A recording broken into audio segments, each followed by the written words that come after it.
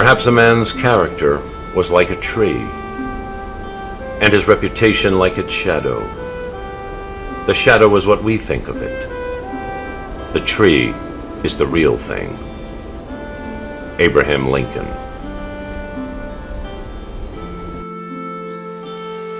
There's something about him that makes you want to be the best person you can be. People knew that they were in the presence of brilliance. I can't explain it. It was a manner, a style to command that kind of respect. His talents were patience and listening, and then being decisive. When he spoke, everyone listened. The lasting legacy is that when you wake up in the morning and you turn on the tap, you don't have to think about where the water comes from.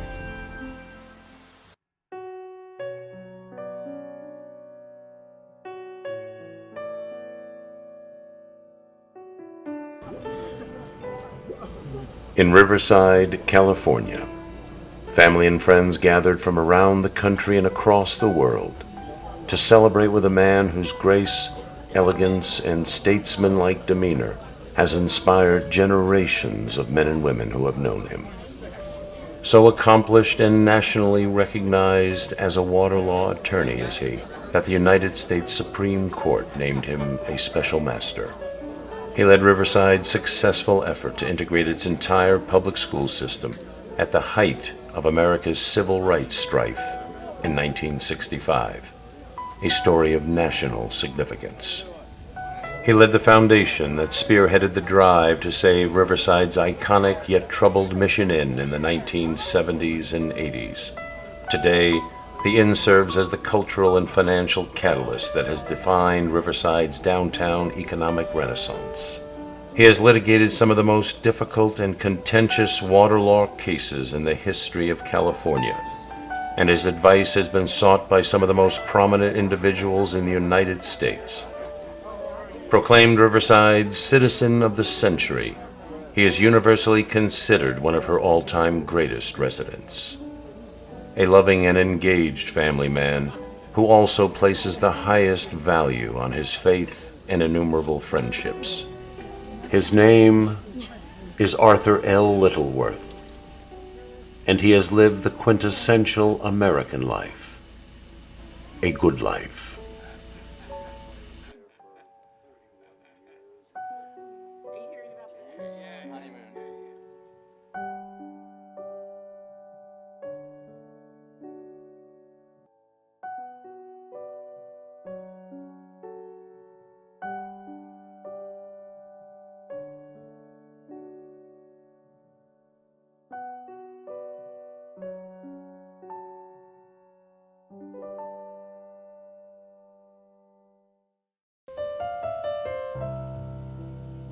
He was born Arthur Leroy Littleworth on May 2, 1923 in Northern California, the firstborn child to parents Roy and Rose Littleworth, and named, quite possibly, after an uncle who died as a boy, although nothing was spoken of it. In 1923, Warren G. Harding was President of the United States. He would be dead by September. The economic policies of successor Calvin Coolidge fuels the Roaring Twenties, a time of unprecedented economic growth and prosperity. The good times, however, would come to a screaming halt by the decade's end. In 1923, the Hollywood sign is erected. The Los Angeles Coliseum opens. Time magazine debuts. Walt and Roy Disney start the Disney Brothers cartoon studio that would eventually change the face of family entertainment forever. In New York, Yankee Stadium opens and Babe Ruth becomes an international sports celebrity. And a world away in Munich, a young man fails in his first attempt to seize power in Bavaria. He would bide his time patiently before unleashing havoc throughout Europe. But all of that is far from the minds of young boys around the world like Arthur Littleworth, for now. The place where I was born was Anderson, California, which is a small town outside of Redding. Both my mother and father were English. They came to the United States after World War I. My father had been in the war. My dad had been raised in a small town just outside of Exeter. in the Devonshire area. He came to California, Northern California, where he worked as a ranch hand. His father operated anyway an inn, a hunting and fishing inn called the Fox and Hounds. And he'd been the master of the hounds. That I'm a first-generation American, and I never saw my grandparents. My mother was raised in Plymouth. She was joining her sister in Canada. My parents met coming over to Canada on the ship. My mom stayed in Toronto with her sister, and 2 years later, he wrote to her and asked her to marry him, and she came all by herself. And my mother just worked in the home, and so they were very loving parents, but very humble. My mother was deaf, and so that made a difference. Now she could speak because she learned to speak before she became deaf.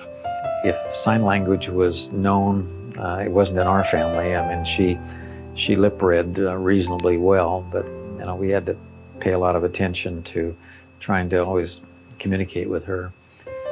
12 years old when she had a terrible infection prior to antibiotics, and she read lips beautifully. So you could pretty well communicate with her in that way. I never thought of it as much of a disability. She could just speak to us. She was a warm individual. I think my father probably has a lot of her qualities. She was a lovely woman. She never became a U.S. citizen, it's one thing I know. I think she was proud of being English. My grandfather was an American citizen. He was also proud of being English and an American.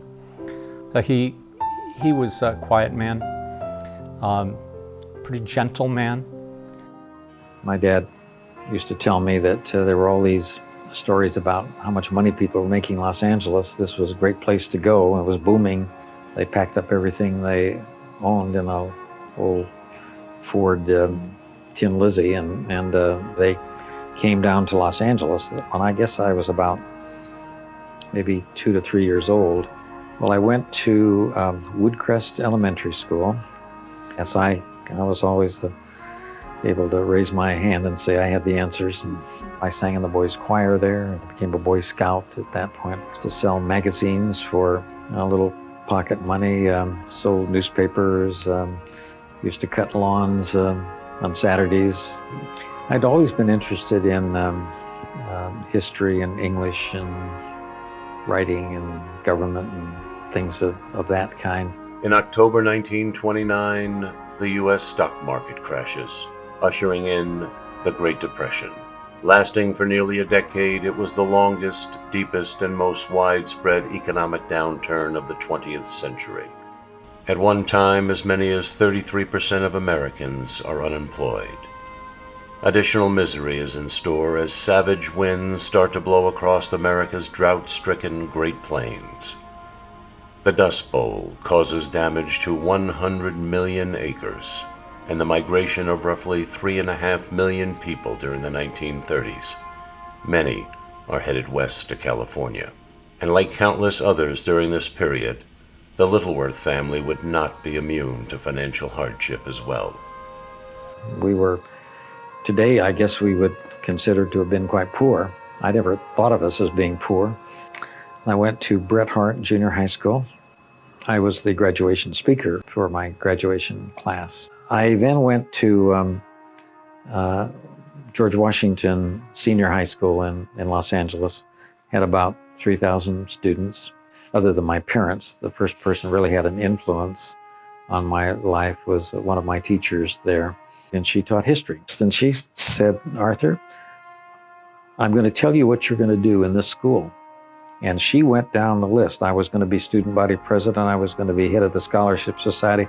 I was going to do all these things. And she intervened in my high school career 2 or 3 times that where it made a difference. The other person who became increasingly influential in my life as I was growing up at that time was the rector of our church. His name was Father Stewart, Doug Stewart. He inspired not just me, but a whole generation of young people that maybe wouldn't have gone to college otherwise, but he was always pushing, making sure they were moving on to college. Could discuss anything with him. Those two individuals really pushed my father and encouraged him in that direction. I know he was a very strong influence in encouraging my father to go to higher education and to go to Yale. So I think his influence, though, was his openness to different ways of being a Christian. And I think that was very important to both of my parents. Love and great spirit and love of all people. And I think that's what Father Stewart embraced. When I graduated from high school, I had 3 tickets for graduation. And so I gave, my mother and father had one, and I gave the other one to Father Stewart. By this time, the family had grown to include 2 sisters, Rosemary, born in 1933, and Gwendolyn, born in 1940. Art graduates from high school in February 1941, number 1 in his class of 355, and is the Yale Pacific Coast Regional Scholarship recipient.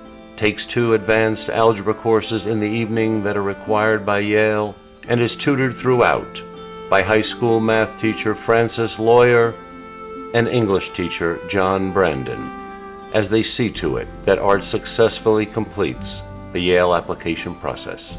Throughout his life, Art would never forget his early mentors and the help they had given him, and one day he would start paying it forward. And in late summer, he bids his family farewell and boards a Greyhound bus heading away from Los Angeles to his final destination, Ivy League powerhouse Yale University. Near the end of his first semester, in early December 1941, the unimaginable happens. We interrupt this broadcast to bring you this important bulletin from the United Press. Yesterday, December 7th, 1941, a date which will live in infamy. The United States of America was suddenly and deliberately attacked by naval and air forces of the Empire of Japan.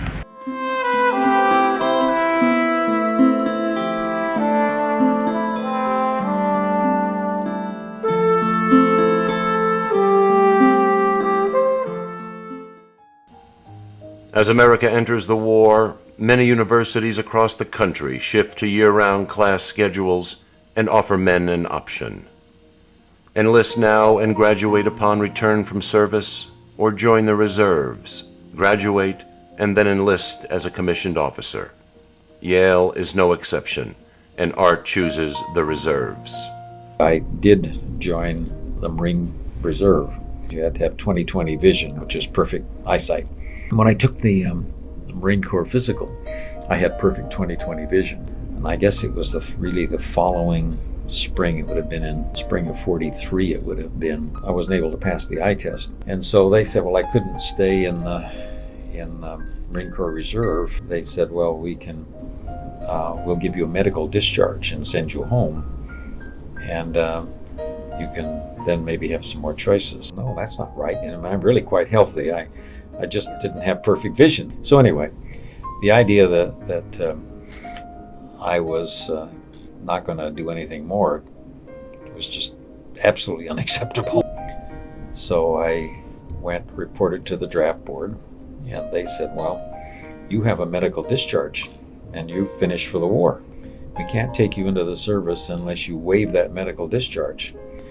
So ultimately, I got the waivers through, and then I had to decide which service to go into. And I chose the Navy mostly because it pleased my mother. She said, well, you know, if you're in the Navy, I know that you are always going to have clean sheets. Anyway, I joined the Navy and went to boot camp in San Diego. At the end of that, they assigned me to radio school, a naval training station there it was then called Chavez Ravine, and it's now where Dodger Stadium is. So I graduated from radio school and went back to San Diego for assignment. Went on a troop ship. We were not told where we were going, and the captain told us we were going to Manus Island in the Admiralties. It turned out that that was where the Philippine invasion was being staged. That was the whole invasion was being assembled right there. It was MacArthur's invasion of Leyte. By late summer 1944, America has been at war for more than 2.5 years. Deadly battles have been waged across the globe. The loss of life has been catastrophic. As Art and his shipmates set sail for Manus Island, many must wonder what uncertainties lie ahead, given the casualties that the U.S. has already suffered.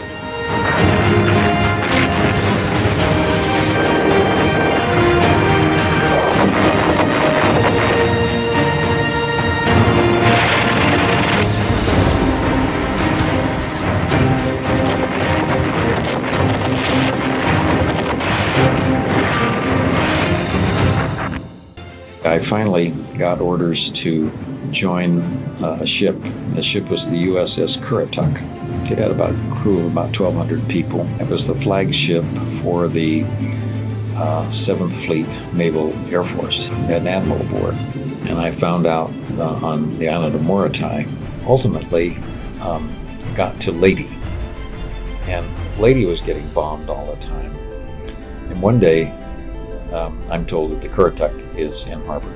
I was on the Currituck through the end of the war and then actually past the end of the war because our ship became part of the fleet that took the surrender.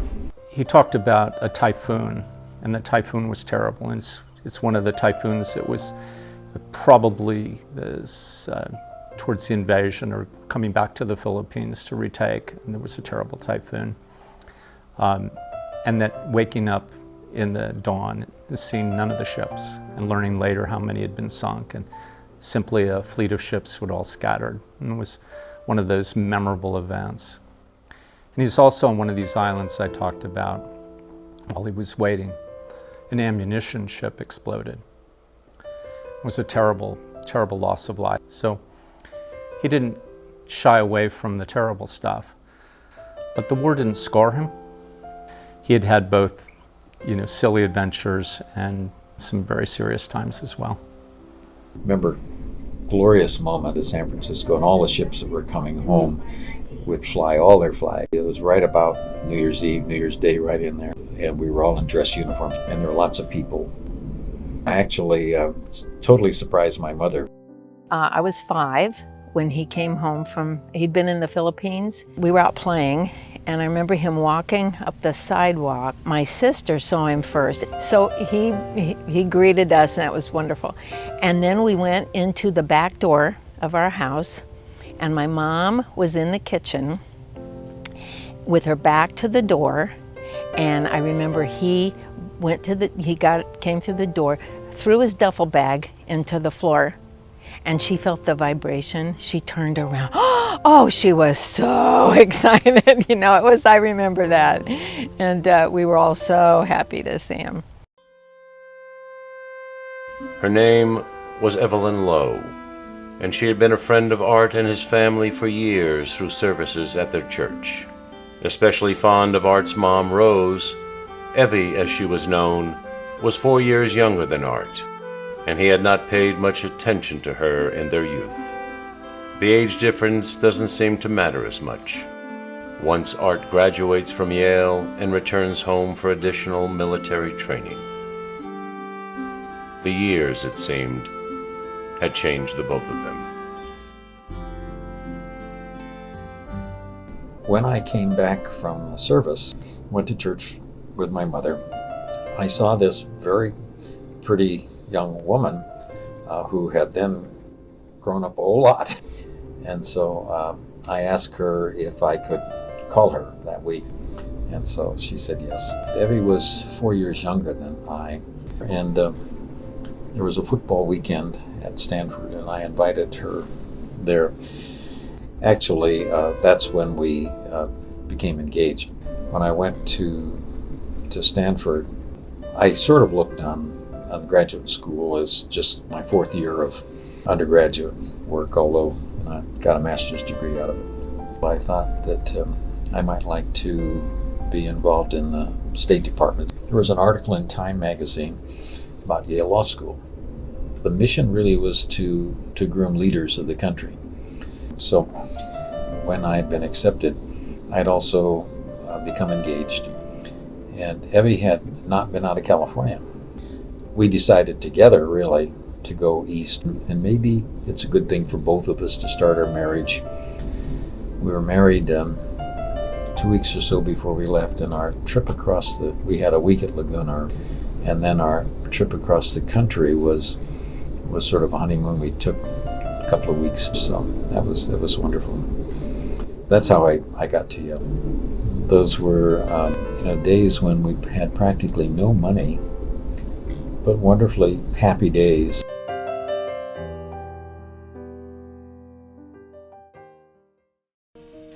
Art and Evie enjoy their time at Yale Law and the New England charm of Connecticut.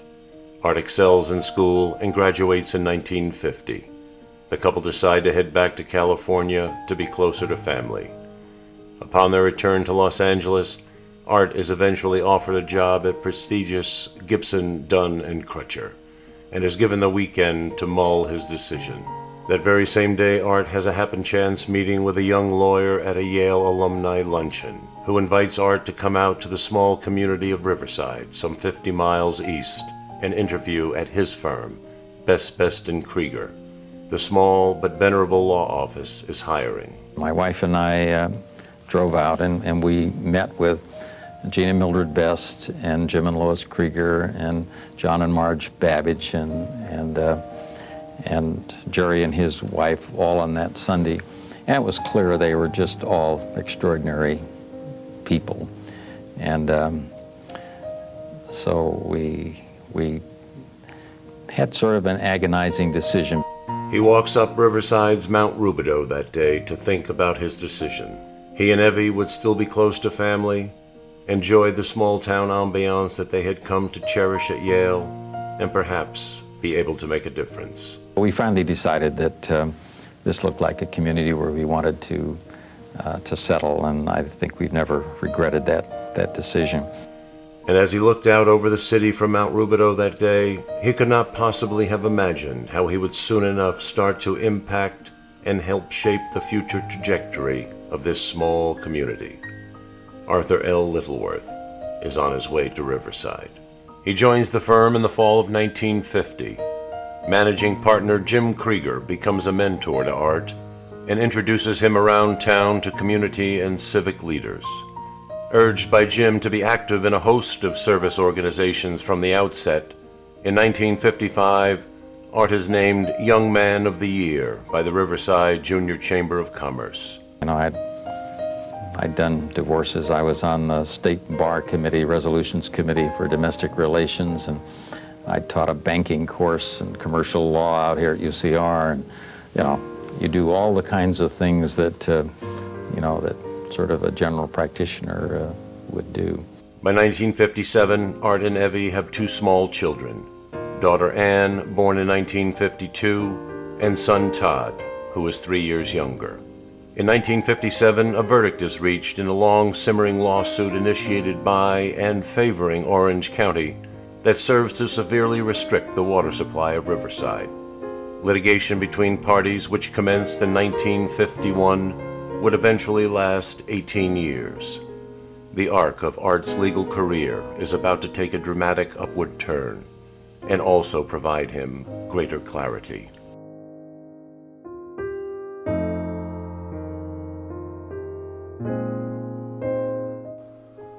The issue starts to evolve following World War II. Tremendous growth begins to occur throughout Southern California, both in the lower watershed in Orange County and also up here in the Riverside area. And Orange County interests had been successful in the past in limiting upper districts or upper areas' ability to use water for agriculture, and they had limited their ability to use water for spreading into groundwater basins. But following the war, they realized that the cities were starting to grow and were consuming native water that the Orange County people believed was theirs. So they bring a suit in the early 1950s against the 4 major cities in the upper watershed. Riverside's one of them. They're successful at the trial court level in establishing limits on the city of Riverside and others. So they win the case at the trial court level. It goes up on appeal. And this is where Art comes into the picture. And he writes the brief, he makes the arguments, and lo and behold, he wins. He wins at the appellate court level on behalf of the 2 mutual water companies that were making water available to the city of Riverside. Art, young lawyer, goes to work for Best, Best & Krieger, and in an effort to put the city of Riverside in a position where they weren't limited to the amount of water they could take. The trial court had decided that Riverside's rights to water were a particular amount, and that amount is probably about half of what the city needs today. So if that position had prevailed, the city would only have about half of the water supply that it needs today. The city could continue to grow. Well, that frustrates the folks in Orange County. So at that point, Orange County once again files another lawsuit. This time they said, we're going to address this upstream issue once and for all by including everyone in the case. So they file against everyone. So the mutuals get filed against every farmer, every owner of a production facility, anybody who was diverting from the stream. There were over 4,000 parties. It's known to be the most complex and large litigation in the state of California. Once again, Art becomes involved in that case. Orange County wants to establish limits on everybody in the upper watershed. Art has a favorite moment, one that he remembers really well. He was in a car riding with some of the other lawyers, and the folks from Orange County begin to suggest that they might consider dropping their interest, their effort to enforce limits against everybody in the upper watershed, and that they might just settle for a guarantee from the upper watershed for a certain amount of water to flow in the river to Orange County through the Prado Dam area. Art was delighted in the turn of events that eventually led to the settlement. It was this change in attitude, this change in approach on the part of the Orange County folks that permitted us to reach the physical solution that we did here in the Santa Ana, and we end up, in that case, all of the prior limitations on water were relaxed. People could produce and divert whatever amounts of water they wanted, so long as the 4 parties that committed to make this delivery to Orange County in exchange for the limits, so long as there was compliance with that. About halfway through the negotiation of the '69 settlement, Orange County people raised the issue of water quality. They suddenly realized Orange County has urbanized and they need municipal water supply. They need good quality water. So they begin to want to put water quality parameters in the settlement. Upper districts simply couldn't agree to that. And so in the end, they reached a pre-settlement agreement that the 4 parties that were responsible for this delivery at Prado would undertake the development of a comprehensive water quality management plan for the watershed immediately following settlement. And they did. Water disputes are often very heated. And It's been very useful for me to watch Art, watch him in meetings, how he handles controversy, how he deals with other people, and how effective. What's important here is how effective his approach to dealing with other people is in solving very complex problems, very heated, very controversial subjects. He has a way of calming the situation. There's just an approach that he has that results in solutions. So the settlement, in the end, once the plan was adopted and implementation began, was comprehensive in the sense that it dealt not only with water rights, but it also dealt with water quality. We've had major improvements in the water quality in the basin. We've had good understanding among the parties with respect to the use of the water, and it's been an extremely successful endeavor on the part of watershed interests in the watershed. Water reliability is a key factor in the economic development of any region. It means jobs to people. It means opportunities for recreation. It means a lot of things to people in the watershed to not have this ongoing dispute regarding how much water is available. Uncertainty goes away. Industries, businesses thrive because they recognize that we have a reliable supply of water. In this particular case, we've gone 50 years without a major lawsuit involving this watershed. So by the time I came out of that, people thought I knew something, and one thing then, led to another. Water, the very source of life. Only 2.5% of the water that exists on Earth is fresh water. In California, nearly 75% of the state's water supply originates in the north, mostly from snowmelt and rain in the rugged Sierra Nevadas, while 80% of the demand is in the south. The science of hydrology, or the movement of water, is therefore critical. Two vast projects in California control this distribution. The Central Valley Project, built by the United States government in the 1930s, captures seasonal floodwaters by damming and directing water flows to the arid but fertile Central Valley agricultural economy, among the most fertile farmlands on Earth. The Central Valley Project runs from Mount Shasta in the north to Bakersfield in the south. And the State Water Project, constructed in the 1960s and 70s, is one of the world's most extensive system of dams, reservoirs, power plants, aqueducts, and pipelines, and supplies drinking water to more than 25 million people. It travels from Lake Oroville in the north to Lake Paris in the south, and is the key to California's economy. End users in California include urban, industrial, agricultural, recreational, and environmental uses. What people don't think about is that most of our water in Southern California comes from far away. It comes from Northern California. It comes from the Colorado River.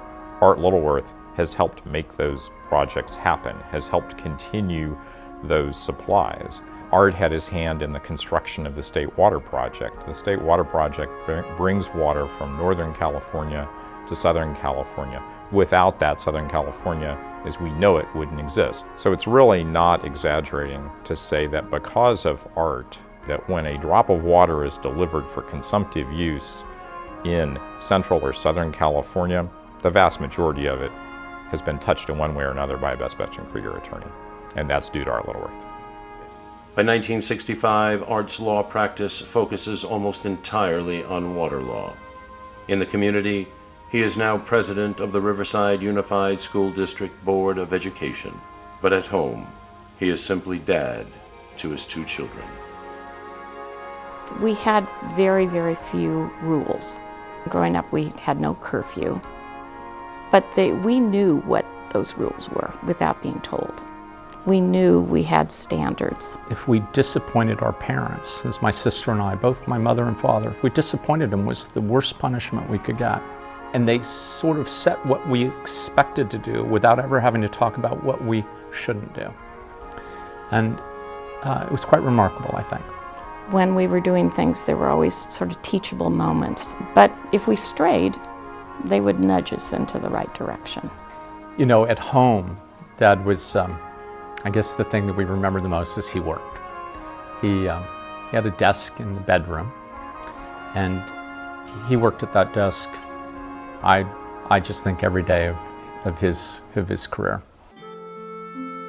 In 1948, President Harry S. Truman bans segregation in the military, unaware that he also plants the seed of social change. By the early 1960s, stark images and grim details had made their way into the living rooms of the now 90% of Americans with televisions. The American Civil Rights Movement had delivered a sobering yet distressing message: that the decades-long struggle and attempt to end the legalized racial discrimination, disenfranchisement, and segregation in the Deep South, known as Jim Crow laws, had been met by intimidation, harassment, violence, and even death against the black population. Following the landmark Supreme Court ruling in Brown versus the Board of Education in 1954, holding segregation in public schools to be unconstitutional, black leaders opted for a new strategy: direct action. Tactics that relied on mass mobilization and nonviolent public demonstrations. A young minister from Georgia became the most visible spokesperson and leader in the movement. In Los Angeles, the Watts riots during August of 1965 lit a fuse on the West Coast. The civil rights movement and the issue of school segregation were heading to Riverside, and Arthur Littleworth would be ready and play a pivotal role.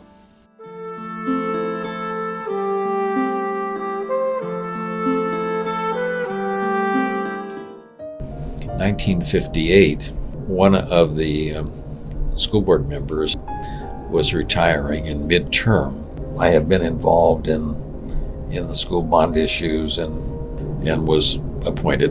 And then in 1962, I'd been on 4 years at the time, I became president. Riverside was growing very fast. We were building schools very rapidly. The activities in those years didn't really have much to do with racial problems. We had at that time a minority population of about 20%, fairly equally divided. We began to realize that we didn't understand what they were going through. Well, I think what's important to remember about the era, it was a very long time ago and very different than today. And we shouldn't make the mistake of evaluating what was going on in that era by today's standards. The education program in the elementary schools before the integration program was certainly not as good in the segregated schools as it was in most of our schools. In all kinds of standardized test results were in the bottom quarter or so of our schools. The integration story begins in 1963 and for Riverside.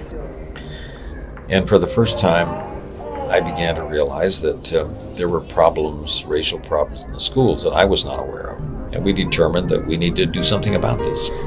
We developed what came to be called a compensatory education program. They wanted simply to upgrade their local schools. There was funding then available from various federal programs. I think the first indication that I had that things were not going as well as I thought was in the spring of, I think it was maybe late spring, May of 1965. The minority community perceived that to be the result of sometimes of deliberate discrimination, other times of neglect, but they thought they had poorer teachers, inferior equipment, not as good books. Basically, they weren't getting the same opportunities that other schools were receiving. I don't think that was true. And as a matter of fact, some of our very best teachers were teaching in those schools. But the fact of the matter was that the achievement in those schools was not as good as it was in most schools, and certainly not as good as we wanted it to be.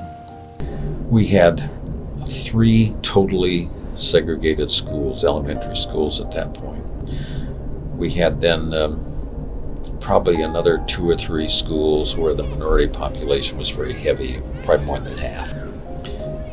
The middle schools and the high schools all had minority populations in various amounts. The effort then was really concentrated at the elementary level. So it wasn't as though nothing was being done, but it was being done, again, in a totally different and in an era of really lack of understanding of some of the fundamental problems in the community. And Lowell School was a focus of this. In their huge expansion and growth in the city, that just by simple redistricting caused Lowell to be strictly a minority school. The Watts riots were in August of '65. And of course we all watched that happening with horror. And one of the slogans that they used there was "Burn, baby, burn." So we all saw that on the headlines and on the TV and so forth. The Watts riots became a rallying cry for the local minority community, saying, we don't like the structure of our education, among a whole lot of other things in our civil society we don't like. And now all of a sudden there was confrontation and demands. Tuesday after Labor Day, I got a call that morning from the mayor, and he was quite upset. He had been asked to attend the meeting on the prior Friday evening, but it was with, I think, primarily black parents. Apparently there were some angry words. Just about 9 o'clock, I get there and the city manager comes up to me and tells me that Lowell School has just been burned. And as it turned out, that apparently the fire had started about 2 a.m. in the morning, but there'd been no alarm sent in until 4 o'clock. And as I learned even later that day, the fire marshal told me there's no question it was arson. And then all of a sudden we wake up in the morning reading the paper that Lowell School had been burned. Apparently it was an arson fire. You had Art Littleworth stepping up as a leader along with the other board members in an extremely volatile situation. Well, we had a regular school board meeting that same day. There was a spokesman there. He was the spokesman then for a large minority group that was there. And his petition was fundamentally to close Lowell School, which was mostly burned, and Irving School, which was the next nearby black school, and to integrate all of the remaining elementary schools. They wanted, among other things, to know immediately what was going to happen. I said, well, there's no way we can give you that kind of an answer on this petition in a moment like this. So they all stormed out. Well, we learned the next day that they were organizing a boycott. At this time, I was not going to my office anymore. I was at the school office, and I was there for essentially a month. I saw Art devote himself and gave of himself. He sacrificed his practice to save this city. The superintendent at that time was an old-line superintendent. Bruce Miller knew everybody in town. He was, I think, a very, very good superintendent, but not prepared for this kind of issue. Ray Berry was the assistant superintendent at that time, and Ray and Art Littleworth took over. The minority community trusted him, and they certainly seemed to trust Art Littleworth. Finally, the two people they would talk with were Ray and myself. So rather quickly, we decided that we would integrate the children that had been displaced throughout the school system, and that we would not rebuild Lowell. This time we now have a boycott going on. They wanted to meet with me alone. The house on the east side out in the backyard. And there were about 20 or 30 black parents there. He's looked up and saw a little boy in the tree, and it just made him smile inside. There was something that was calming about that when he saw this little boy who smiled at him. It calmed him and gave him a focus of how he was going to conduct this gathering. We got around to the boycott. I'm trying to tell them to call off the boycott. They said, well, if the boycott was going to be called off, I would have to convince the minority community. So they said, we will get a meeting together at Irving School the next night, Friday night. They invited me and Ray Berry to that, and they didn't want anybody else. I've never forgotten that. And I had the honor and the privilege of watching a true dedicated human being to the betterment of his community. The two of us then that night went off to Irving School. It's packed, and our request that they call off the boycott. And on Monday, everybody goes to school except the displaced children. By this time, we had some plan as to where they would meet, where we would take them. I think that was an answer that many of the people accepted, but not all. Well, I'm here, and these parents are really being ugly, and I don't like to see humans abused. I don't care, doesn't matter gender, race, or anything. I just don't like to see humans abused. And Arthur Littleworth, when he's sitting up there and he's taking major flack. So yes, I came to his, that's how we became friends. I came to his defense because I didn't approve of that.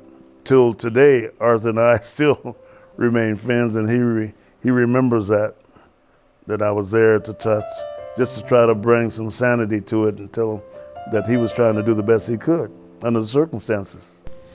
The community meetings were a good deal more tense than most people in the community ever realized. I remember waking up one morning and I looked outside and there was a cross on our lawn.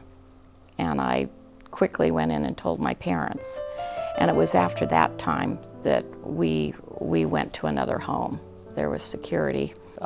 I think, though, in Riverside, none of us understood how deep the racial problems were. And that lasted for a very long time. So we were all a little blind, right?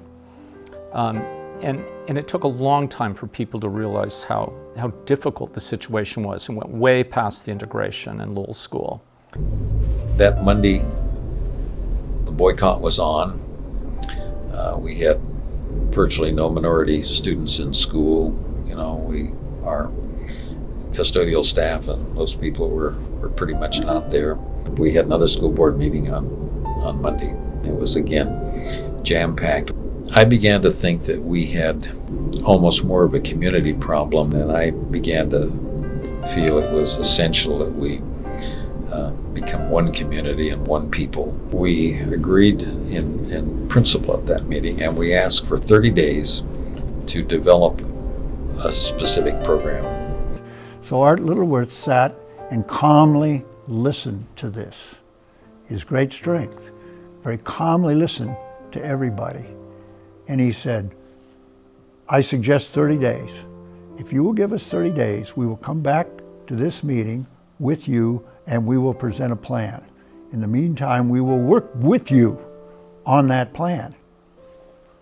The way he said it deflated this confrontation. He had that ability. Ray Berry and Bruce Miller and I were talking, and Ray said, you know, I've about come to the conclusion that we should just do it. We should just integrate the schools totally right now.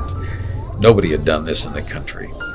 The idea was that we would take the the students from the schools, disperse them on a classroom by classroom basis throughout the system, and that we would bus them. The decision was made in '65, although the program didn't start until '66. We were also dealing with the Hispanic community. They had a school right in the middle of Casablanca, which basically they loved. We would take an extra year to work with the Casablanca community, but if, no matter what, at the end of 2 years, it would be integrated. At the end of the 30 days, we had the plan prepared. It was out, people saw it. They came back 30 days later and laid out the integrated busing program, and that was accepted. But Art sitting there was the key to that. What would have happened if somebody else had been sitting there, or they had taken another approach? Of course, no one knows. I was thinking about two problems, really. How could we bring about the best education for the children under our charge? And how could we try to bring about the kind of America that we all want to have 10 years and 20 years from now? A country where there is true equal opportunity. I don't believe that any of us want and can rightfully ask for more than that. We want to try to create an environment where all of our people can realize that potential and really face each other with as much an equal chance as we can create. Art had been responsible for leading the Riverside Unified School District in the voluntary integration of its public school system, the first school district with more than 20,000 students to do so in the nation. It was a story of national significance. Today, Riverside has eliminated busing in all but 2 of its 34 elementary attendance areas. School integration in Riverside had, in fact, led to neighborhood integration throughout much of the city. Riverside is proud of this heritage, and with community input, the work continues. In 1966, Art is named Outstanding Elected Official by the Riverside Civic League. The following spring, newly inaugurated California Governor Ronald Reagan telegrams Art asking that they meet soon to discuss school integration. Just 10 days later in Sacramento, Art met with the governor and several other school leaders from throughout the state. The meeting was relaxed and informal, and lasted for several hours. In 1972, famed New York Times columnist Tom Wicker pens a column for the paper detailing Riverside's 1965 integration efforts. The piece is titled, "No Easy Way." He retires from the school board that same year and receives a congratulatory letter from Governor Reagan. The following year, Art is named the City of Riverside's Outstanding Community Leader. In 1970, Governor Reagan considered appointing Art as a University of California Regent to fill out another's unexpired term. He had an opportunity to be appointed to be a UC Regent, which to him would have been, fantastic, wonderful thing. Ronald Reagan was the governor at the time. And he came home and he explained to us that he was almost certain that he would be given the appointment, that Ronald Reagan just was hinting that he needed Dad to say that he would be a little more conservative. He just had to be a little more conservative. And all he had to do was say it. And he just wouldn't. And he just had to stay with his position, what he was and what he would offer. And he knew he had not gotten the appointment. That's one of the hardest things that he ever went through, but a great lesson. For the more than 24 years that they worked together, Art and managing partner Jim Krieger had forged a powerful professional partnership, and their families had maintained a close personal relationship. Jim had become one of the most influential men in Art's adult life. On the afternoon of Thursday, January 9th, 1975, Jim left Riverside and took a commuter flight from Ontario, California to Los Angeles for a connecting flight to Wyoming concerning a major project for a client. Jim Krieger would never return. Jim died in 1975, in a airplane crash, a commuter airplane crash between here and Los Angeles. Jim Krieger is the one who started the water practice at Best Best and Krieger. Apparently there was a feeling around the community that that might be it for Best Best and Krieger. And Art was the primary attorney who stepped forward and said, that's not it for Best Best and Krieger, we're going to keep going. And Art is the one who kept the water law practice going. So we wouldn't have a water law practice today, and indeed we might not have a law firm. And there were people around in the water field that said, well, that's the end of Best Best and Krieger, because that's just too big a loss. He was too big a man. Arthur just stepped right in there. He was number one right away. I felt a tremendous weight of responsibility. You know, it was suddenly you feel responsible for all these people. Can we keep this together? Because he had been such a dynamic person. Jim was as charismatic a person as I think I have ever known. Within days, we knew we would continue as a firm. And we knew that we would continue with a distinguished leader. It was a tremendous blow to my father. Jim would know his client's business before he met that client. That's the lesson that Jim had taught my dad, and that's the one my dad talked about to me that he had learned from Jim.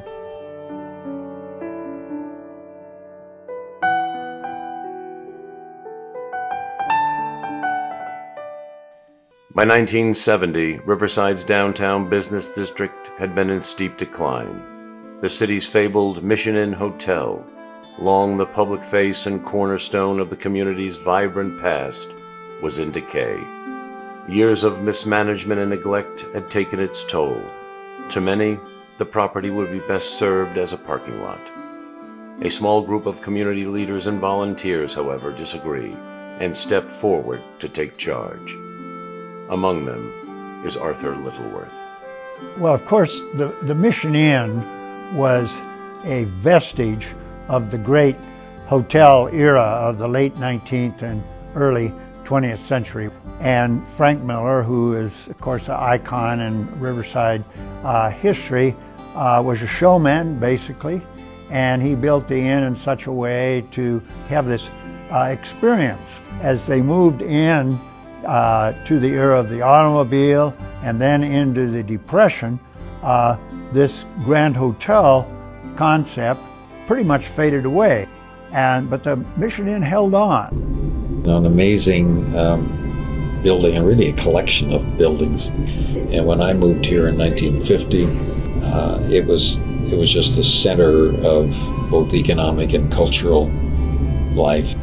When Frank Miller died, his family ultimately sold it to the Fairmont Hotel chain in the 1950s, and so they began to strip a lot of the movable things.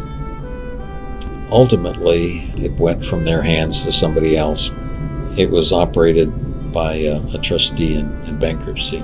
In the late 60s, early 70s, downtown was at the bottom. The auto dealers had left, the retail had left, and the Mission Inn was in terrible condition.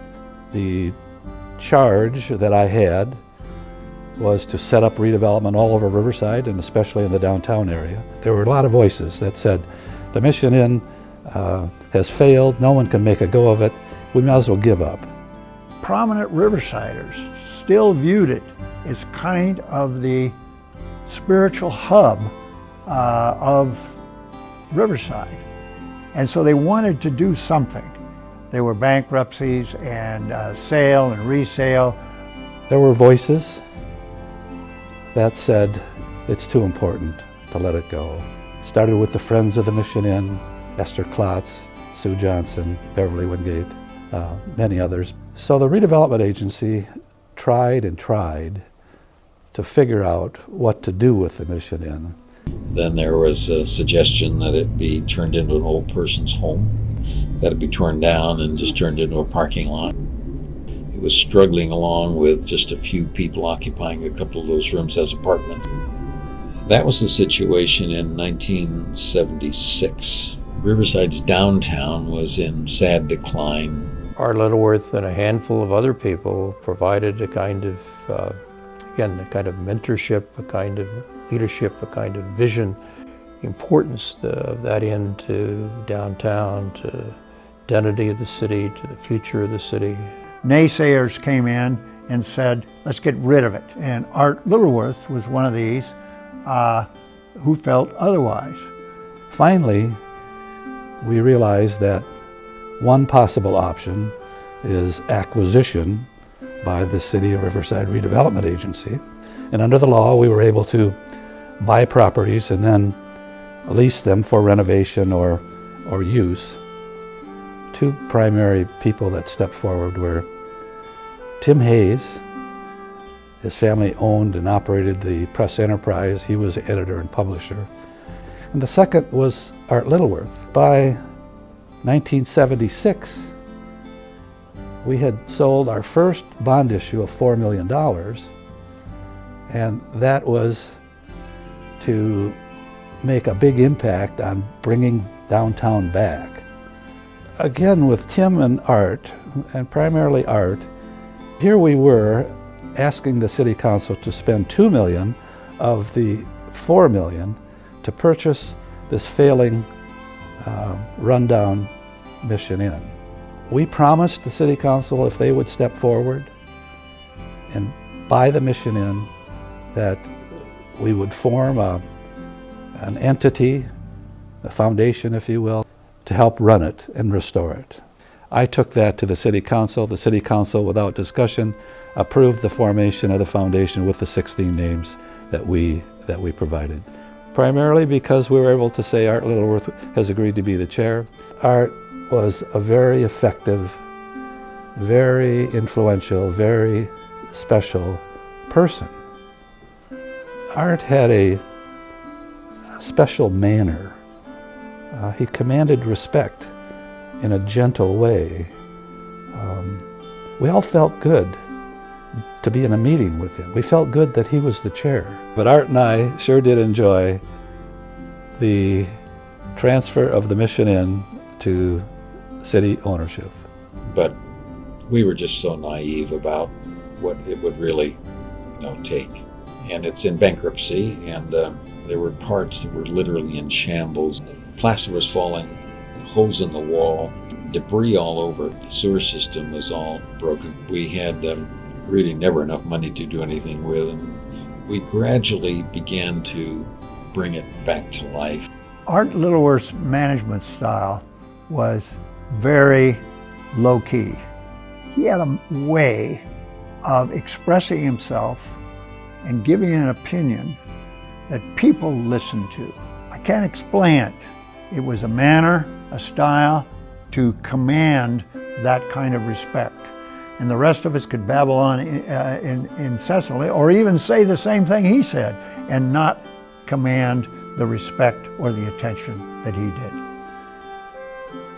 He was part of the Monday Morning Group, a lobbying group that went back to Washington, D.C. Each year to meet with government officials and representatives. And on one of the trips, he had a long conversation with the Secretary of Commerce, Elliot Richardson. Art befriended him, told him about the Mission Inn. The next thing you know, Elliot Richardson, Secretary of Commerce, is here in Riverside, and Art's touring him through the Mission Inn. Well, the Mission Inn shows well. It was in bad shape, but it shows well. And sure enough, we got a $2 million Economic Development Agency grant, all because Art was such an effective community leader and spokesman for the Mission Inn. He was able to put forth common sense solutions in a comfortable way. I was president for 2 years. We worked at it for 6-7 years, something like that. It became apparent by this time that a lot of really expensive work had to be done. And the city council was getting more concerned about putting any more money into it. But finally, the city decided that they should sell it to a private developer. And so they did. I think the improvements that went into it were in the range of $40 million. but didn't realize what the cost was going to be. And ultimately, the bank had to take over. Then they started looking for buyers. Then finally, a fellow named Dwayne Roberts stepped up. I'll buy it. He bought it for cash. The money that he gets from it, he puts back into the inn. You know, he's treated the inn as a jewel, and he recognizes sort of the historic responsibility that one has. Art Littleworth was one of a small group that had the vision of what the Mission Inn could be. It's the most important architectural, cultural, one of the most important economic entities in Riverside and the region. My experience with Arthur is the mark that he left on the Mission Inn. Art and the community can be very proud of where it is today compared to where we started. When Art Littleworth spoke, people listened. In May of 1977, Art is appointed by Governor Jerry Brown to a new 9-member commission to review California water rights law. I principally became aware of his work as a water lawyer when he was appointed to the Governor's Commission to revise California water law. It was a very high-level commission. It was principally made up of judges. The retired Chief Justice of the California Supreme Court was the leader of the commission. I was able to attend a number of their public meetings, and it became quite obvious to me early on, the one who was making the most important statements that the other members of the commission seemed to coalesce around was Art Littleworth. When he spoke, everyone listened. Although he could be incredibly serious and was incredibly serious about client issues, he never lost sight of having fun. When I was a first-year associate, again, I'd known Art, just a couple weeks, and he had a client meeting on Halloween, and he took me out to lunch to go over some issues related to that client. But he was wearing his cone head when we went to lunch, so we walked down the street in Riverside with him in his tuxedo and cone head. Oftentimes it was, who is this person? It was wonderful the effect he had on people, and that showed to me that Art never took himself that seriously. He allowed himself to be an object of humor and laughter. He would have been an actor. He's had a great voice. He had great talents. The biggest memory, though, is his Santa Claus. He played Santa Claus at the firm parties, which were so important, very family-oriented. And he was a great Santa, and he'd be Santa for our house and our family and our kids.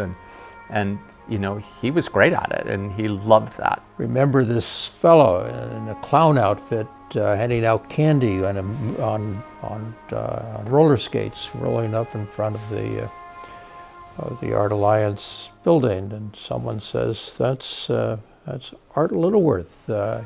He's a lawyer with Best and Krieger.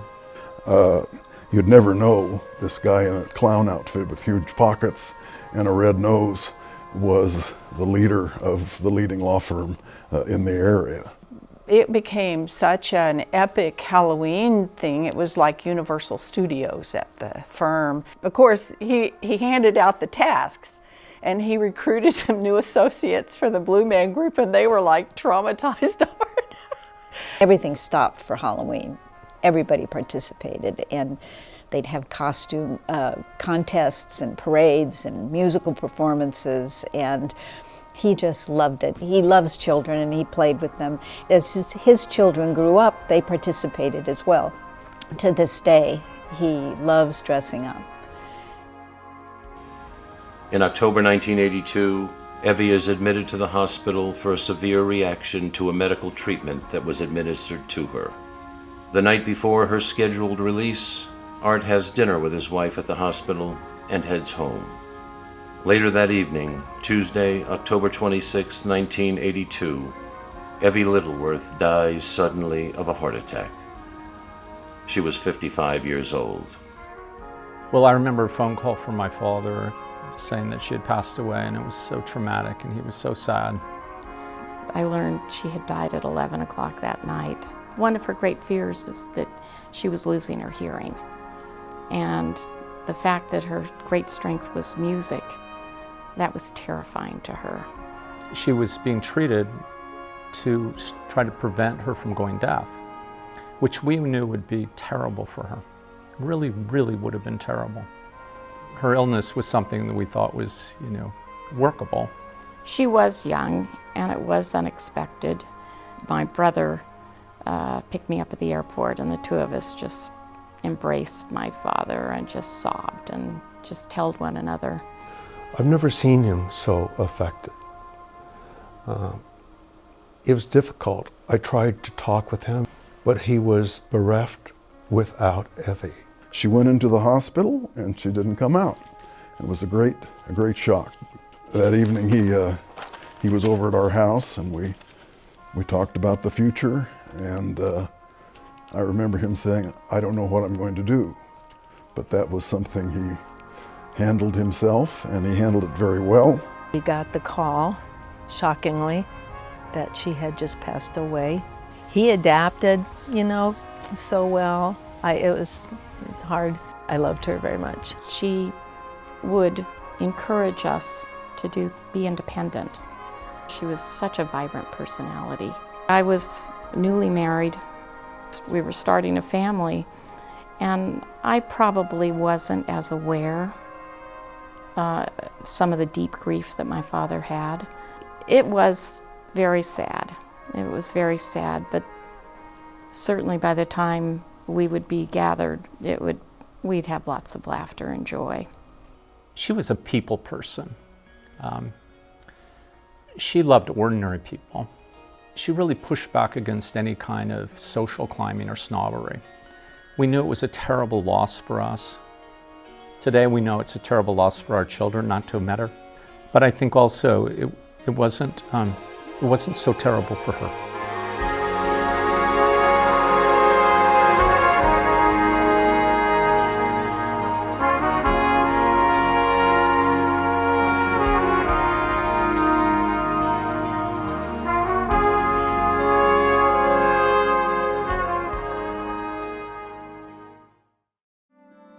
My father was, and still is, a terrific grandfather. My children spent so much time with him as very young children. He was a single man. My mother had died before I had children. And so he spent quite a bit of time with us, and we would come visit him quite a bit. He's a very, very affectionate, loving person, always has been. When his first grandchild was born, Brooke, he was able to spend so much time with Brooke and then later with Cameron, and he was, wonderful, and it was an experience for both the grandchildren and for him. During that period of time, he needed to have, that warmth and that family and stuff, and so he was a lovely, wonderful grandfather, and my children today, love and admire him so much.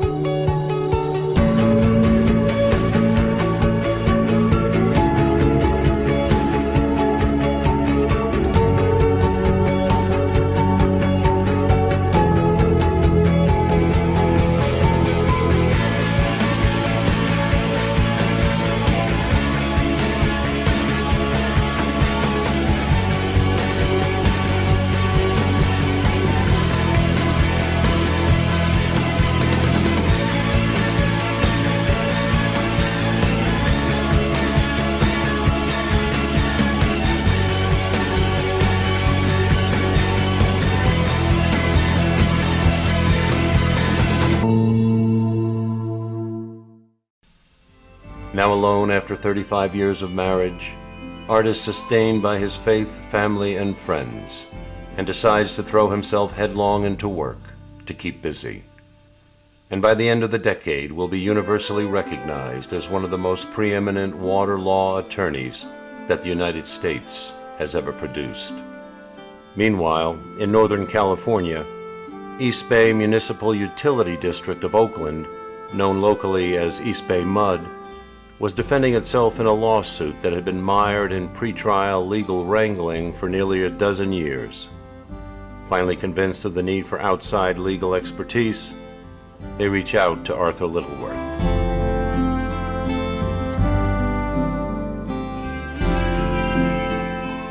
EDF versus East Bay Mud was a lawsuit that was filed in 1972. It was an effort by a number of environmentalists, primarily, to prevent East Bay Mud from being able to take advantage of the supplemental water supply contract it had negotiated with the federal government.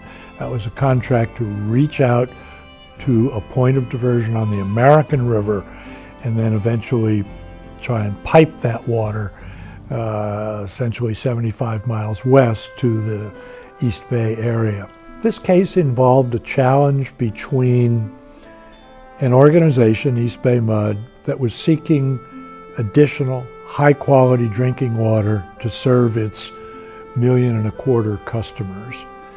And they were challenged in their attempt to do so by a series of organizations, a county, 2 state entities, state agencies, and a series of environmental groups that did not want East Bay Mud to take any water out of that river so that as much water as possible could be kept in that river for recreational and environmental uses, and in particular, as the case evolved, to protect fisheries interests in that stretch of the lower American River. Our view had been that there was enough water in the river to allow East Bay Mud to make diversions under its contract and still to provide adequate flows for fishery purposes and for recreation. And we suggested, actually, to the state board, we suggested that they decide the case in a conditional way, that we would be allowed to divert only when there were certain minimum flows in the river. And the state board adopted those numbers. East Bay Mud supplies drinking water to what was then about 1.25 million people in Oakland, Berkeley, San Leandro, and the other cities along the East Bay shoreline, but also the cities of central Contra Costa County, the booming cities of Walnut Creek and Lafayette and Moraga and those areas. The fundamental supply of East Bay Mud at that time and still today comes from the McKelney River, a dam located upstream Sierra foothills called Pardee Dam. But it was clear that the Bay Area was going to need more water. The best supply that they thought they could acquire was from the United States, from the Bureau of Reclamation. That was the contract that was made in 1970 to take water from, it's really out of Folsom Dam. The case began in 1972, but until 1984, it was a case that was kind of tried on paper. In other words, there were lots of legal arguments. There were 2 important decisions of the California Supreme Court about the case. There was a decision of the United States Supreme Court about the case, but that whole time we were just dealing with legal issues, and suddenly, in early 1984, we had to deal with the facts that were at issue. Facts about water quality, that was East Bay Mud's objective. Facts about fisheries and recreation, the people who were trying to stop East Bay Mud, that was their issue. We went into court saying, we think there's enough water. We're not trying to take the position that we don't have to be concerned about environmental flows. And these are the flows that we think are adequate. And we had 2 themes. One is there is enough water to supply East Bay mud and all the downstream river uses. Second theme is that more water is not always or necessarily better for fish, which was a revolutionary idea. My little office didn't have the manpower to be able to handle that case. We needed outside help. I wanted to get lawyers who were the utmost in professionalism. And the best I knew of in the state at that time was Art Littleworth. Great ability as a lawyer, but the most important thing he brought to us was an air of professionalism, I'd have to say dignity. He had a statesman-like quality in the way in which he did his work as an attorney. And I'm absolutely convinced that his mere presence raised the level of performance of everyone on our team. Everyone wanted to be sure they did their level best to measure up to the standard that he set. And that's just an incomparable standard in my experience. And one of the ultimate suggestions in the case by the plaintiffs was that East Bay Mud should take water out of the Delta. But water quality was a key issue. East Bay Mud looked at all the sources and found that the water quality and the upstream on the American was excellent. And then the other big issue was the health effects or impacts of either taking water upstream where the quality was good or taking it farther downstream where the quality was not as good. In the end, after really 3 separate rounds of trials on the facts, we ended up with a decision by an Alameda County Superior Court judge that I believe allowed both sides to say they were winners. East Bay Mud's ability to utilize their contract to get a supplemental water supply was protected, preserved, and eventually it was utilized. And the county and the environmental and state organizations' efforts to protect water as it was necessary for the habitat for fisheries in the Lower American, they also won, and we found a physical solution. When East Bay Mud succeeded in that litigation, it protected its contractual ability to utilize that high-quality source, and it in fact can now do so whenever it chooses to. At the same time, the fisheries are protected. Both sides won. And Judge Hodge ruled a physical solution which is set standards for the in-stream uses as minimum flows, and then we will divert only when those flows can be met.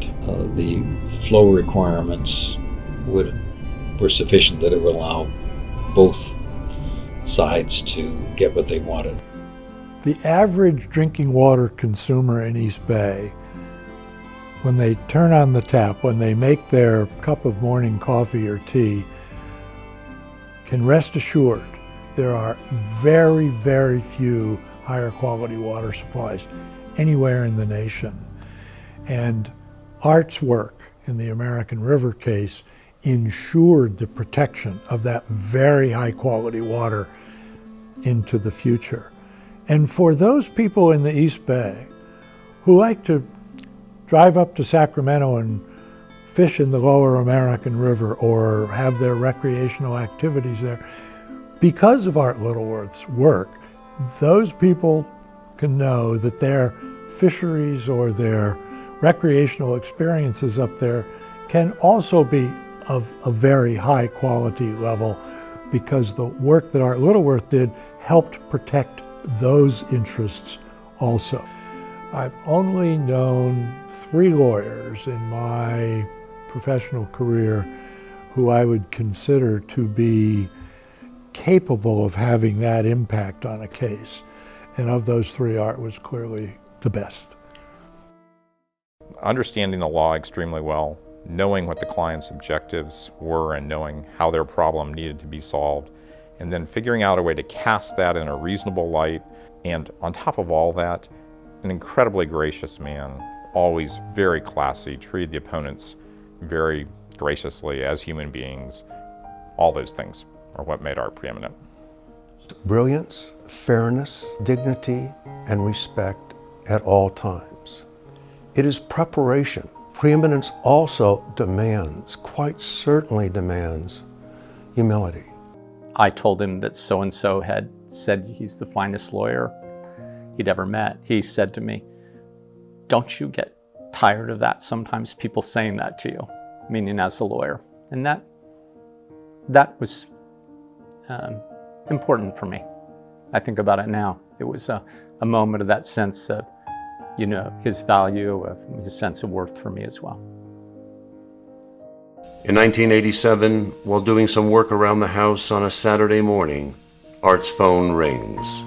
It is Byron White, Associate Justice of the United States Supreme Court, calling to ask Art if he would consider helping the High Court by serving as its special master on a water law case between two states.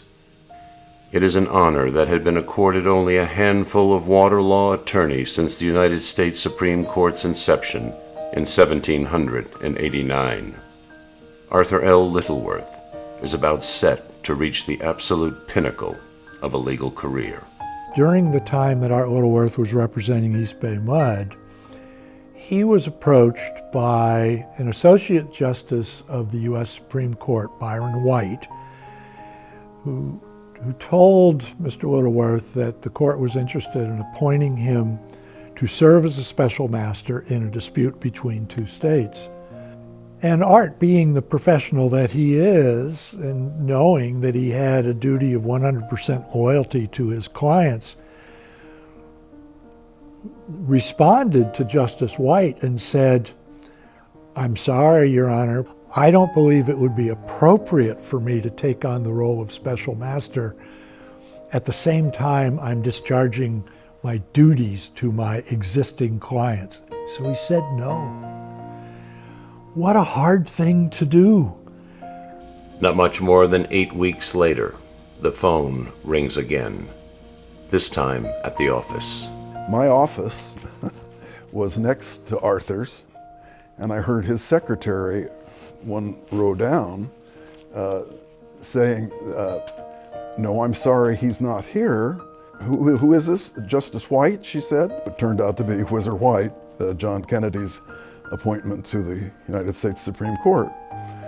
He called back that day, and I think with great glee, was able to be appointed special master in the case of Kansas versus Colorado.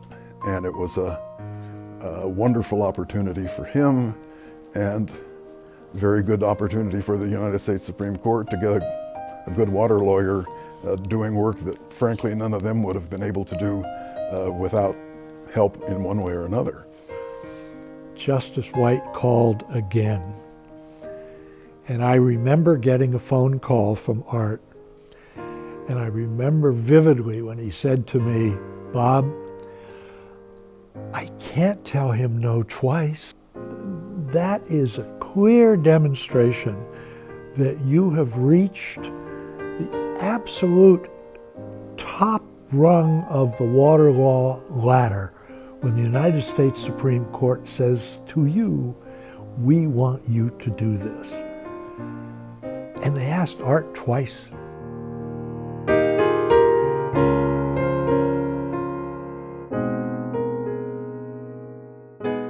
The interesting thing to me is that there are only one class of cases that go to the United States Supreme Court under its original jurisdiction.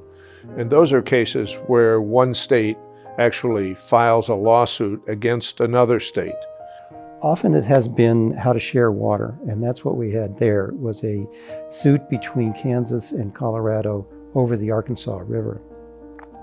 Now, that dispute had started back around 1900. I became involved in the Arkansas River in about 1975. And at that time, Kansas and Colorado were generally getting along quite well. In the late 70s, this piece began to fall apart. Less and less water was coming down. Kansas didn't know whether it was weather or whether there was something else going on. There's about 150 miles of Arkansas River between Pueblo and the state line, so that's the stretch of river that we're dealing with. And there's about 60 miles of the Arkansas River in Kansas between the state line and Garden City. By the time you get to Garden City, they have pretty much used up the river, except for flood flows. And the key to the case then was whether whatever happened in Colorado would materially deplete the usable quantity of water flowing into Kansas. Well, enter Kansas. They filed suit in the United States Supreme Court. The Supreme Court justices have a lot of important things to do, so they hire a special master. And who did that for them? Arthur Littleworth. He is the man. He is the person that they identified who could best help them to actually get into the case, look at the details. To be a special master is one of the highest honors that any lawyer can have in a legal career. The average amount in 1950 to 85, the average amount of water which was passing the state line into Kansas was 145,000 acre-feet a year. And in the 1970s, it was down in the order of 72,000. I mean, this whole thing that I'm describing, it was a titanic dispute between two sovereign states. It led the states to lock horns over groundwater pumping that was sucking water out of the river and interfering with the groundwater that was otherwise discharging to the river and should have been coming down to Kansas. In the 1950s, 60s, you could put in a well without any permission. Nobody knew you'd done it. You could pump all the water you wanted to without telling anybody, and that's what happened. There were, as we started the trial in 1990, about 2,000 wells in Colorado. The use of water was becoming more efficient, which should, over the long haul, produce more water for Kansas.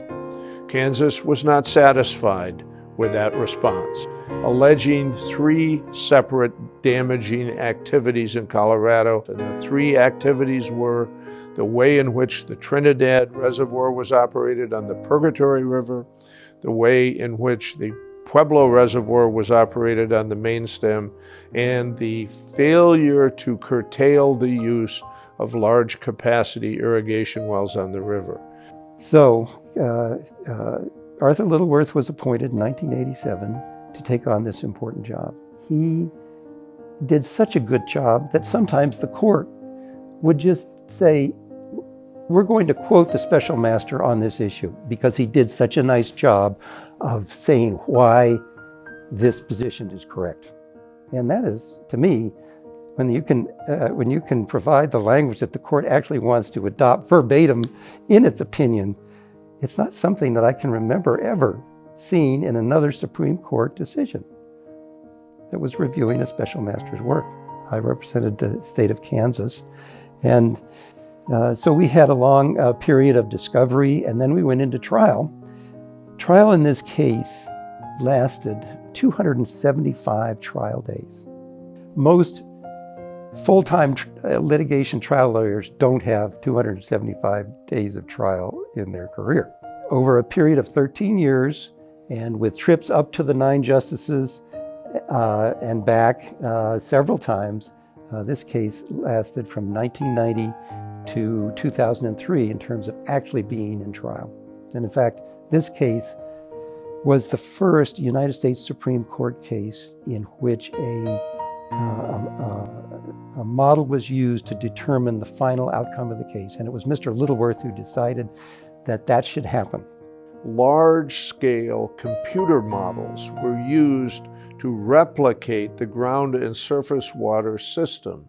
The two states that were engaged in this were using Sun Microsystem processors. There were not groundwater flow models that had been developed at any level of sophistication. There is no question that this was a most difficult system to model. You have 150 miles of stream.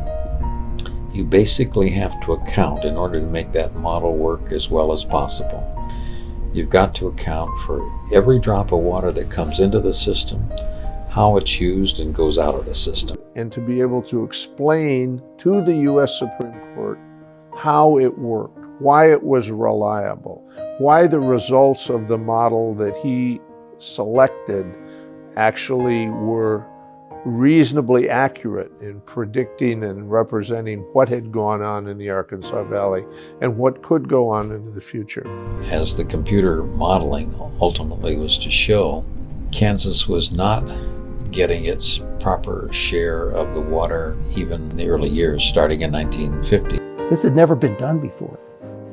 He therefore adopted a more modern, more physically based approach, and the court supported him on that. In fact, the court supported him on just about everything. He did things that the Supreme Court justices either couldn't do or were not in a position to do. Questions of engineering and science, and he would understand that at a level that just wasn't possible or practical for a Supreme Court justice to do.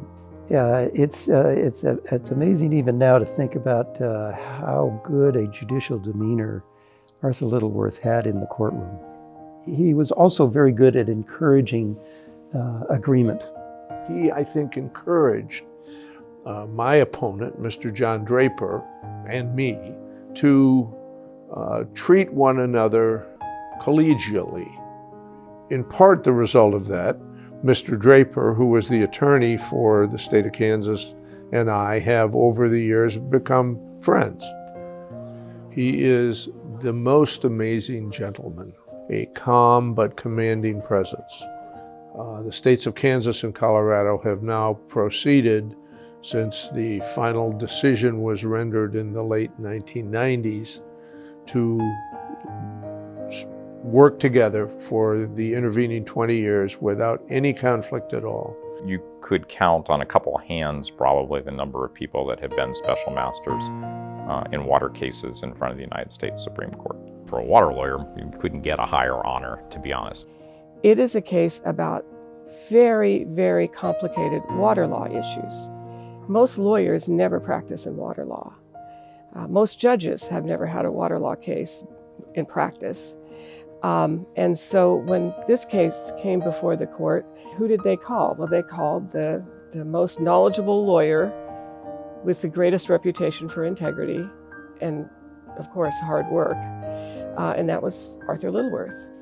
If you want to know about Art Littleworth's philanthropic endeavors, don't ask Art Littleworth, confided a friend. In 1987, Art quietly establishes the Arthur L. Littleworth Endowed Scholarship. Each year, the Riverside Unified School District selects one worthy high school senior who plans on attending the University of California at Riverside.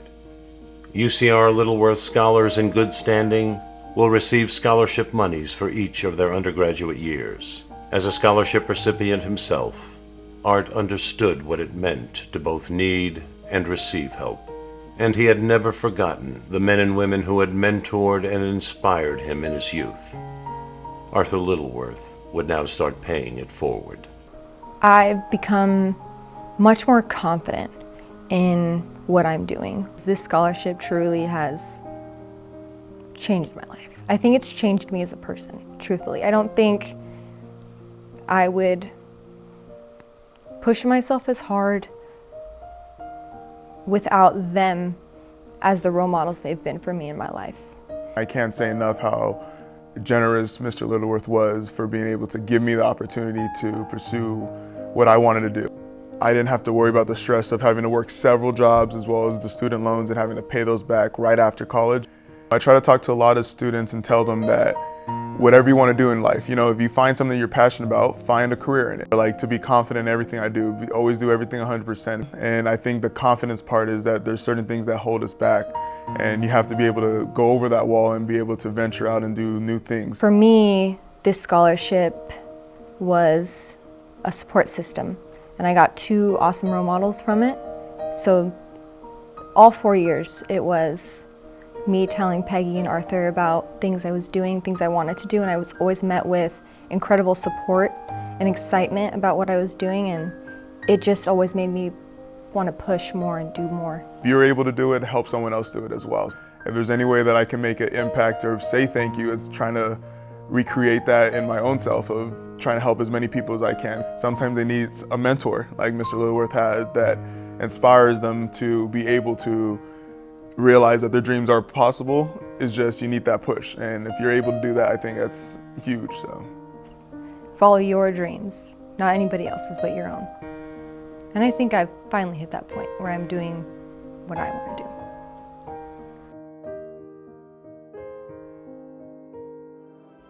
Not long after being named a special master, Art notices a lump in one of his breasts.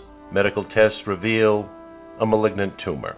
Art has a mastectomy, treatment, and is back at work in no time. Art Littleworth continues to march forward.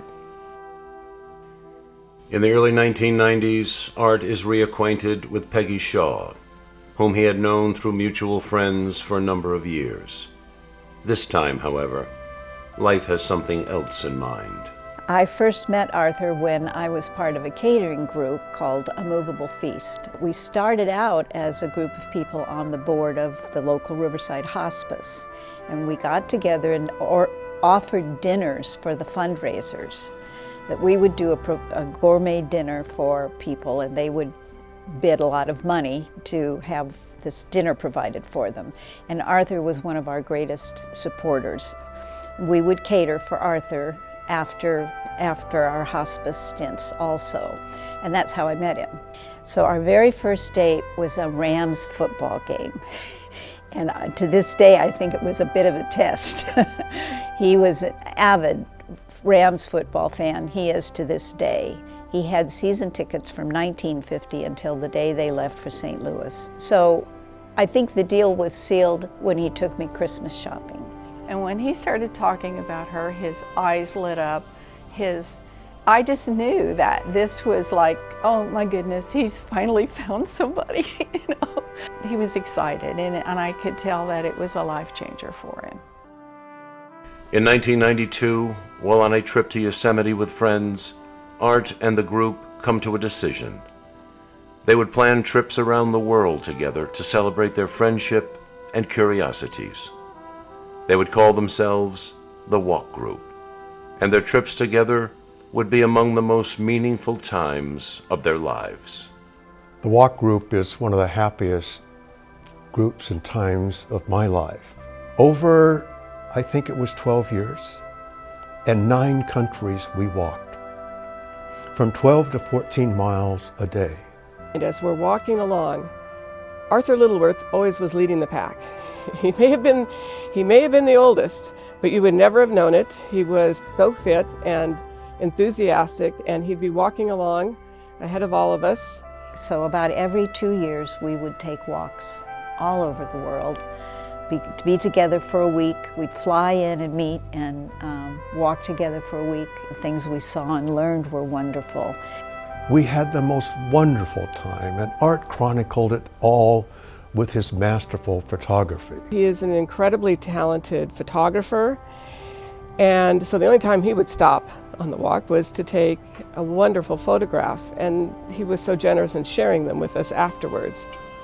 And here's this wonderful group that came together in friendship, and to this day is united in elevated friendship.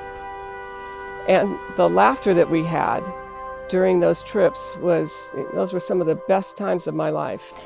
To this day, we get together once a year. We give a dinner at our home, and it's the Walk Group dinner just before Christmas. I make people come in black tie and formal clothing, and then I have them wear silly hats. And I have a theme every year, and it's a different theme, and we have a lot of fun with it. And just being together with friends and sharing experiences is what life is all about. In 1995, Art and Best Best & Krieger colleague Eric Garner, author, California Water, a comprehensive yet concise guide to historical, legal, and policy issues affecting water use in California. It would quickly become one of the most useful reference books ever written on California water, a seminal work and industry standard. The success of California Water came as a surprise to both Art and myself. To be honest, the idea came because nothing had been written about California water since the 1960s at that point, which is everything was 20 years old and a lot had changed. I was the one who came up with the idea to write a book about California water. Art was a little skeptical of that, but he let me run with that, and then he obviously took the manuscript and with all of his experience on that first edition, made it a phenomenal book, and neither Art nor I expected people to care so much, and nor did we expect them to then want a second edition or then want a third edition. And I don't think Art ever imagined when he said, yeah, let's go ahead and write this book, that 25 years later, the interest in water would be so much greater in California and that the demand would only increase for that book. So, the lasting legacy of Art Littleworth in water is that when you wake up in the morning and you turn on the tap, you don't have to think about where the water comes from. In 2000, by way of a city proclamation, Art has named Riverside's Citizen of the Century. In 2004, he receives the Frank Miller Civic Achievement Award. The following year, the Riverside Unified School District dedicates its recently refurbished performing arts theater, the Arthur Littleworth Theater, for his efforts during integration. In 2007, Art adds the prestigious Erwin Chemerinsky Defender of the Constitution Award. In December 2006, following a memorial service for a friend, a stranger approached Art, thanked him, and mentioned that he was a Riverside police officer in 1965, assigned to investigate the Lowell School fire, and that he was grateful for Art's leadership. The man left before Art could get his name. The encounter convinced Art that once retired, he would write his recollection of the school integration. Retirement came sooner than expected. In January 2008, Art enters the hospital for surgery. His life, as he knew it, would never be the same. He had to have abdominal surgery. After the surgery, he had a stroke. Well, that was terrible. He's 85 years old. And then trying to come through rehab, which is a terrible experience for people because the system is not good. So he came home and Peggy took over. He was in ICU for 21 days and then at Loma Linda for therapy for 3 weeks. And then he came home and then he just decided he was going to prevail. He had a very serious stroke. Here's a man who's lost his speech. He continued to improve. He certainly at times can be somewhat fluent. I could see so much progress every time that I saw him. And he's just a fighter. And and he went through this with such grace. He worked so hard at physical therapy and speech therapy for years. That's a terrible shock to realize what's happened to you, especially with a man who is so eloquent to not be able to speak well, and who loves the outdoors and loves hiking, to not be able to hike and do the things that he likes to do. He was robbed of so much of what he was in terms of his ability to be so physically active. It's just amazing what he has accomplished. He continued to push ahead, a tremendous will to live. I think throughout his life, there's a positive attitude. He never, ever gave up. He never gave up. I never heard him complain. I never heard him lament what happened. Never have I heard him be angry or despairing. He may have felt all those emotions, but he didn't show it. You know, we had to learn to do all sorts of things over again. You know, it's one of the things to just be a really bright person, a hard worker, a person used to hard work, and being able to persevere and overcome this. And he's overcome it beautifully. He's a couple times said, "Oh, I wish I could just run."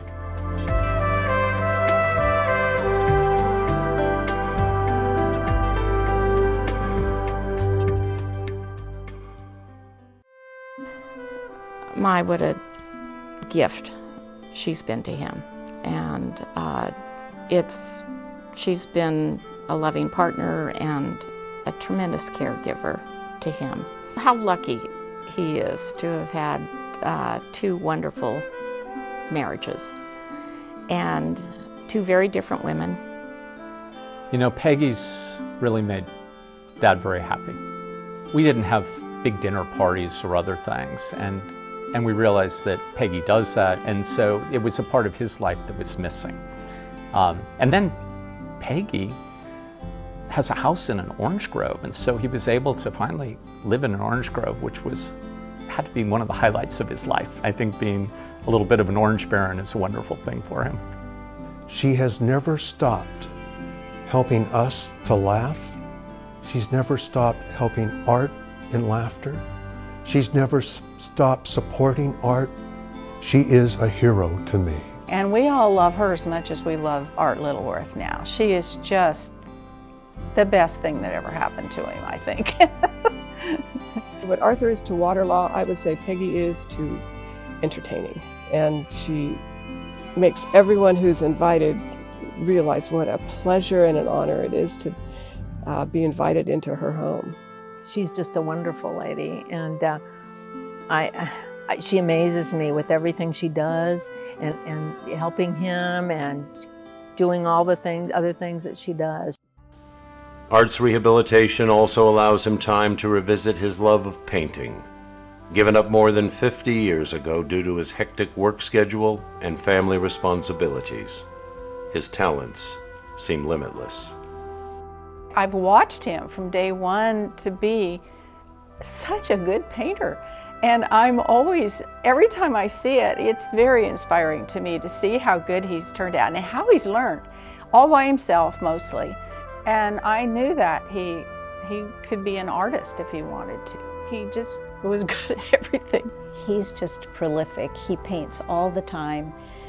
He doesn't have a particular style. The only thing is he loves bright colors, and so he uses a lot of strong color. It was some kind of a natural ability that he has, and he loves it. It really is good for him. With wife Peggy steadfastly at his side, Art approaches rehabilitation with the same steely determination and singular focus that has always marked him as a man. He also sets out to write his recollection of school integration. Although mindful that his right side has been compromised by the stroke, he knows he still has 2 aces in the hole: the support of Peggy and the fact that he is left-handed. In 2014, his personal reflection is published as a book, No Easy Way. Art Littleworth is 91 years old. Well, the miracle is, after the stroke, he wrote a book and had it published. That's an accomplishment. It's hard enough for someone with all their facilities working to do, so he's quite extraordinary. In November 2014, he is honored at a book signing gala and celebration at the very Poly High School theater that bears his name. This time, the theater is rededicated to him and now includes a timeline mural with highlights of Art's life intertwined with that of America's history. It is a fitting tribute to a man who by now is a community treasure. Arthur L. Littleworth's legend and legacy is epitomized by his understated and self-effacing manner, his humility borne out through his statesmanlike grace and elegance. But Art had something special over and above the many, many attorneys I came across in my 50 years of practice. It was a gentleness on his part.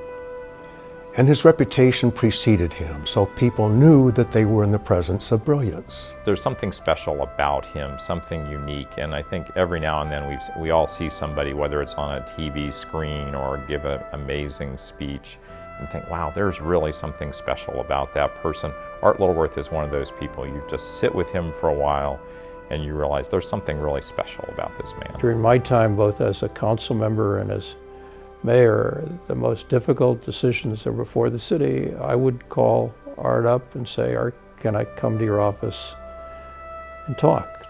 He expects from every person that he's dealing with that they will be civil, that they will be courtly, that they will be honorable, because that is the way in which he conducts himself at all times. There's something about him that makes you want to be the best person you can be. He's just a good example of what every water lawyer would like to be.